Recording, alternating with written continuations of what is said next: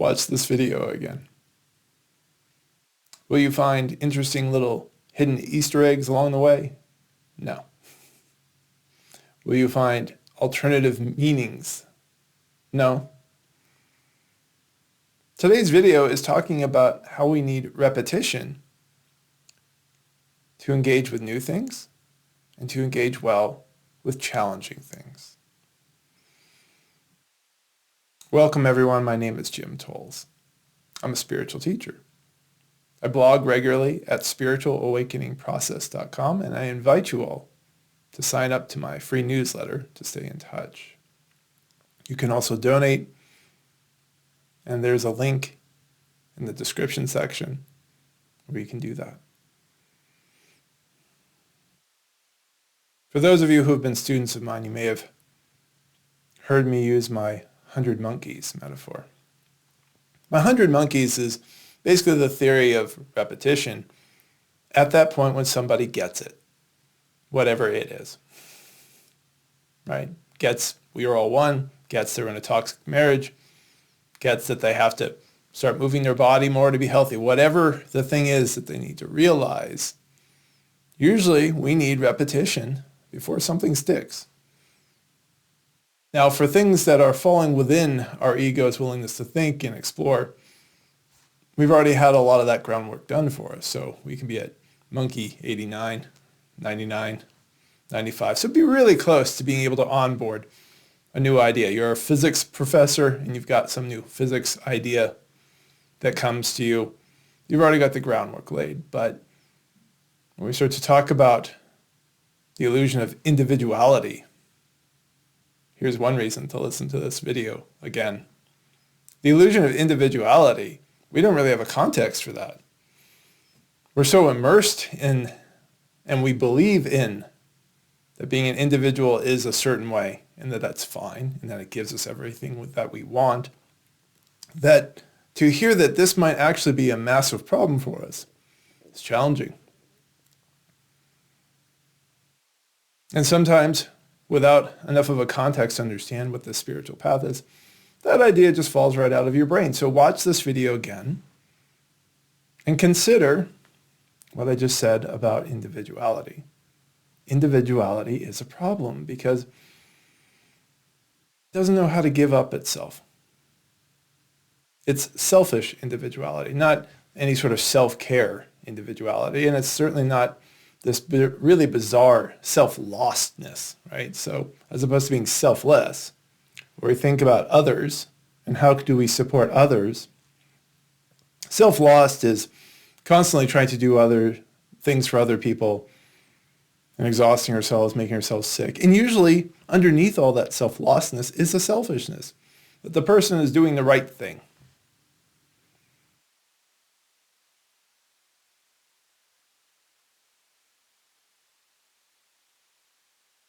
Maybe these are new concepts. Maybe this is a reason to watch this video again. And for the cynics out there who are like, well, this is a kind of brainwashing, it's like you are already brainwashed.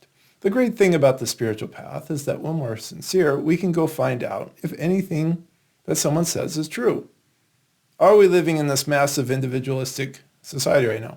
Are there costs to us of being overly individualistic? What are some of those costs? Go find out for yourself. And if this is still challenging, watch this video again. Here's another one. There is nowhere to go on the spiritual path, yet doing inner work is necessary. No matter how much inner work you do, you will always be here now. Right? That is the ultimate truth of oneness. We're not going anywhere, not getting better, yet somehow inner work is necessary. Right, here's a paradox, at least a paradox in the English language.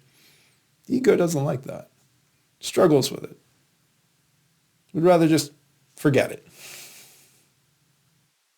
Watch this video again. Consider the fact that when we surrender to the present moment, we start to see that we are patterns, and those patterns are subconsciously repeating.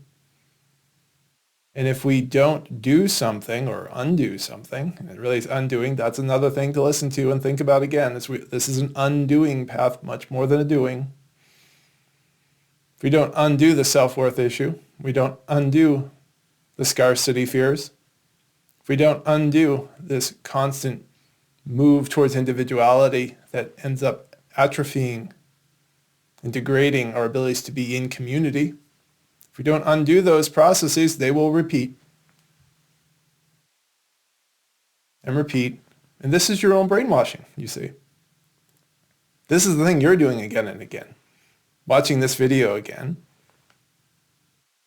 meditating, coming back to awareness again, journaling again, to see all these things, that's you unbrainwashing yourself so that you have choice. Because, watch this one again, you don't have choice right now. No matter what you believe about yourself, unless you do this work to understand yourself, to break out of all these repeating patterns, you're just repeating a pattern. That's not choice. That's a program.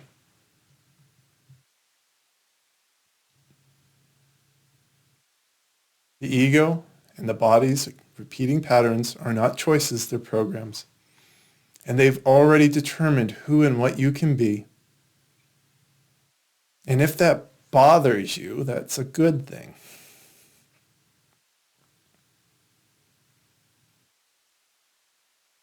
And you probably need to watch this again, because most of us believe that our entire life we have been basically choosing, particularly once we get to be adults. But what we find out on this path, and why we end up surrendering and why we end up doing the inner work to undo this mess, is because we realize we have not been choosing. We have not been choosing our food, we've not been choosing where we live, we've not been choosing our jobs or our relationships. We have been following orders. And it's not like the orders of some big system that tells us what to do. It's the order of the internal system that keeps repeating to us, oh, we should do this, and we should do this, and we should do this. And it doesn't matter if we're talking about an idea or a feeling, an idea that's in our intentional mind or a feeling coming out of our subconscious ego. And the subconscious ego is far bigger and far more powerful. That intentional thinking ego that we're always looking at, right? Look, here are all these thoughts. What do I do here? Well, let's get down into this stuff.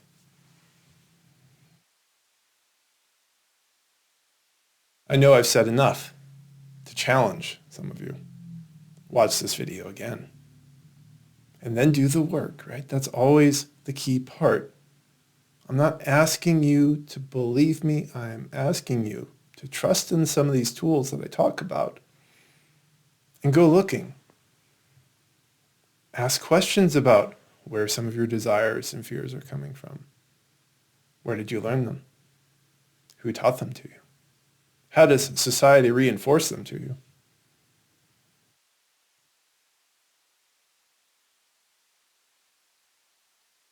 There's a lot to discover here, and there's a lot to unlearn, but it can be unlearned. We can break out of this illusion that individuality has everything we want. We can break out of these other illusions about choice to find out what real choice is and to really explore life, because that is the gift we've been given. So again, my name is Jim Tolles. If you have further questions, please leave a comment. Please share this video. You know the usual stuff. And please stay in touch through the newsletter.